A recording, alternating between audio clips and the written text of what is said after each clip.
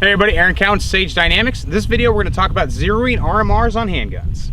Now, I know I said RMRs, but there's a bunch of different brands out there of micro red dot sights. But I'm personally of the belief, and one of my foundations is thou shalt have no micro red dot sight before the rugged miniaturized Reflex sight from Handgun. Just because to me it's proved to be one of the most durable. But kind of beside the point. Whatever you have. There's some pretty staple advice out there when it comes to zeroing these things. Basically, the general advice given is slave it to your iron sights and then confirm at 25. If you're running a milled gun, chances are you're using suppressor height sights. Very few miniaturized red dot optics allow you to run traditional height sights. So what you first need to do is find out where your suppressor height sights are actually zeroed at. So I'm already familiar with this gun, but I just recently changed the battery. I change my battery every year, even though it says it's good for 2. I change them on my birthday. Happy birthday to me. So I know good PMCS, my battery's good to go for another year. In the grand scheme of things, it's not expensive. I got a year out of this battery. I'm good to go. I'm not going to be so cheap that I'm like, no, I got to get 2 years out of it because it cost me $13.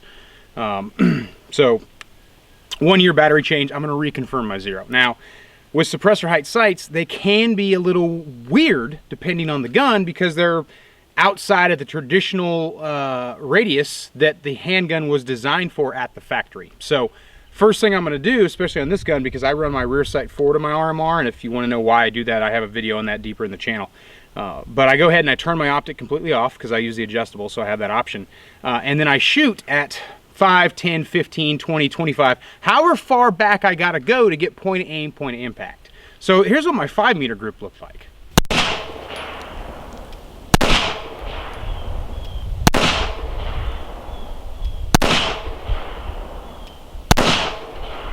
Not quite there. Here's the 10 meter group.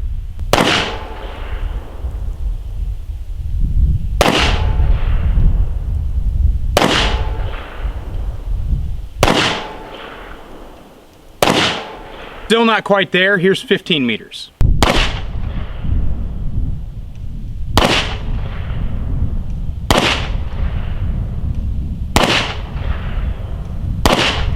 So 15 meters seems to be point of aim, point of impact for my suppressor height sights. I'm using the Ameriglow all blacks.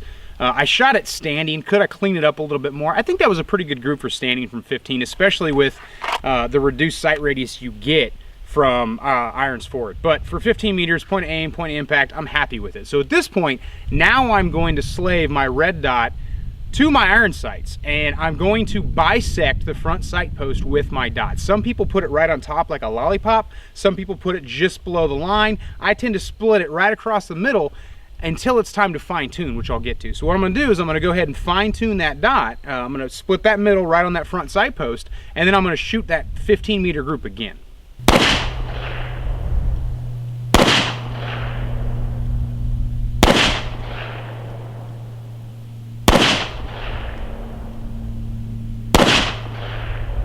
Again, shooting it unsupported 15, it's pretty much point of aim, point of impact. I did have 2 that hit kind of low, but I think that was more me than it was the optic. But as far as elevation goes, I'm pretty satisfied for where I'm at. Again, I'm just slaving it. I'm still going to move further back and fine tune it finally at 25 meters. But now I'm going to have to fine tune my windage just a little bit, get it in that sweet spot, get it hitting right where I want it to at that 15 meters, and I'm going to go ahead and move it back from there.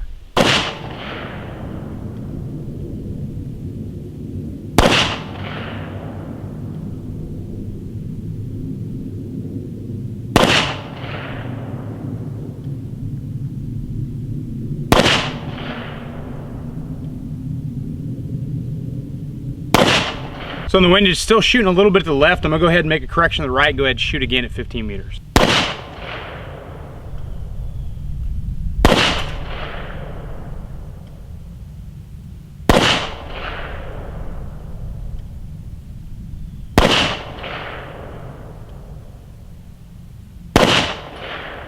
So I'm pretty happy with that. That's right where I want it to be. Now, there's always going to be a point of contention on, should I just leave it like it is? 15 meters, I'm shooting point of aim, point of impact. Why move back to 25 meters? Well, majority of handguns are factory zeroed for 25, or 25 is generally considered the acceptable distance for handgun zero. Obviously a little bit further than that's a little less unrealistic. Closer than that and you lose the ability to shoot from further back. So 25 for handguns is pretty much a really good sweet spot. I'm going to go ahead and shoot it at 25 to see if there is a point of impact, point of aim difference, and if there isn't, I'm going to go ahead and keep it. Now, unlike 5, 10, 15, this time I'm actually going to Benchrest the gun, try to eliminate all human error whatsoever, and fine-tune my accuracy, or fine-tune my zero, rather, if I have to.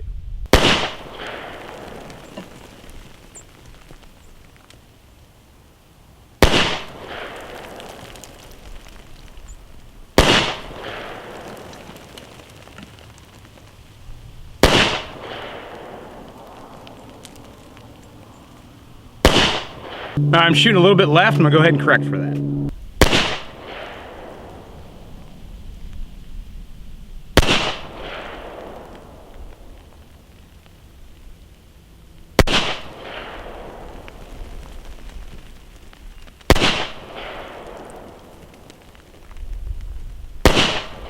All right, so that was my corrected group. Now here's where we get into another point of contention. As you can see, I had 2 high, but I had 3 that were grouped really, really tightly together, right under my point of aim. Some people be like, call it good, man. That's 25 meters. Now again, I am shooting from a bench rest position, but it's not a ransom position. So I'm able to rest the gun on a table, but it's not locking the gun in. So there's still a lot of human error at play here. And again, I use the 6.5 MOA dots at RMO7. If I was using the 3.25 or even the 1, if you want to go that small, I could definitely fine tune that point of aim further. At that distance, my dot covers up the entire objective of what I'm shooting at. So some people would say, call it good. 25 meters, you're getting high thoracic consistently every single time. Yeah, you had 2 flyers. Here's what I'm going to do.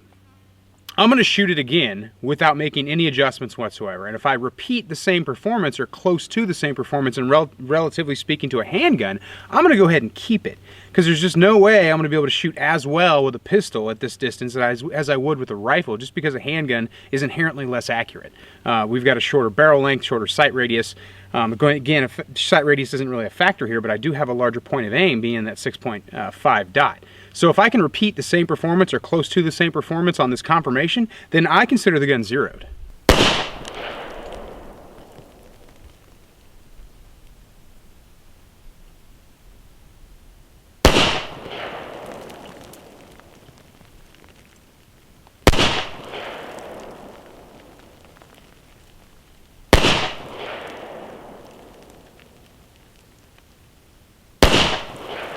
So at 25 meters for my purposes, I'm going to call that good. Some people might be like, well, you need to bring it really, really, really tightly together. Remember, I'm shooting at 25 meters with a handgun, using a 6.5 MOA point of aim in a barely supported position. So I'm just really resting it on a table. That's not going to be conducive to maintaining just extreme repeatability. And it's a handgun. It's a shorter barrel. Again, I don't have to worry about a shorter sight radius because I am using that dot as my point the dot to aid my fire versus trying to get sight alignment. But as far as handgun accuracy is concerned, I'm really comfortable with this zero group, especially at 25 meters, knowing that I can get that high thoracic point of aim, point of impact. That's where I want those rounds to go. The ammunition may play a factor as well. You may spend hundreds of rounds trying to get that tight shot group. Just because you can get it with a rifle doesn't mean you're going to be able to get it with a handgun. All things being equal, the handgun is a more inherently unstable weapon no matter how well you vice it down. If you do vice it down, like with a ransom rest or something like that, your tight shot group may be here and you may be shooting over here, and there's just no way to bring them together because mechanical does one thing, human body wants to do something else. So you have to find a group that you're happy with. Just be realistic about it. Some other factors for zeroing the RMR. Make sure you're focusing on the target and not the dot. Whether you use 6.5 MOA, 3.25, or the 1 MOA, you're not supposed to be looking at the dot. These things are not designed to be stared at. They're designed for you to focus on the threat. First, or I should say, one focal plane shooting, which is the best for the human eye because we can only focus on one focal plane at a time. If you do focus on the dot, I think you'll find that it's blurry and out of focus because it's not designed for you to look at. It's designed for you to look through it. When you do look at the target and bring the dot into your point of aim, you'll notice it is crisp, clean, circular, and in focus, and that's what we want. Maintenance, some maintenance that you can definitely do. You may want to shim the battery ahead of time. If your gun's milled really well, this shouldn't be a problem, but the RMR may be out of spec. You never know. If at any time you get a flicker, go ahead and take the whole thing apart, stop your zeroing process, put a little piece of electrical tape or a little piece of paper in there to shim it, put it back in, reattach it, proper torque, and go ahead and shoot again. Even if it's only one time, like, oh, it flickered once, but it hasn't done it in like 5 rounds. Take it apart, shim it. Just make sure, especially if you're going to carry this gun for self-defense or for duty. You need to be sure that that dot's not going to go down on you on the second shot, or just through general carry, because it's not the battery connectivity. There's an issue there, milling, or something's out of spec, or whatever. Maybe the battery's out of spec, because obviously the battery has its own tolerances too, as far as height goes. And of course, 0 on the ammo you carry. I shot 147 grain gold dot today because that's what goes in this gun. It doesn't do me a whole lot of good to shoot 115 and then carry 147. Just testing, my own personal testing, I have seen if there's a difference. There's a slight one. It's within acceptable range, but I'd rather 0 it on the ammo that I'm most likely to need the most. You know, I don't care what I shoot at paper, but I do care about what I carry for in the unlikely event that I have to shoot at people. If you have any questions, or if you want any me to elaborate on anything else in a future video, go ahead and drop it in the comments. But that's the process that I use for zeroing an RMR on a handgun. I'm Aaron Cowan with Sage Dynamics. 0 accordingly.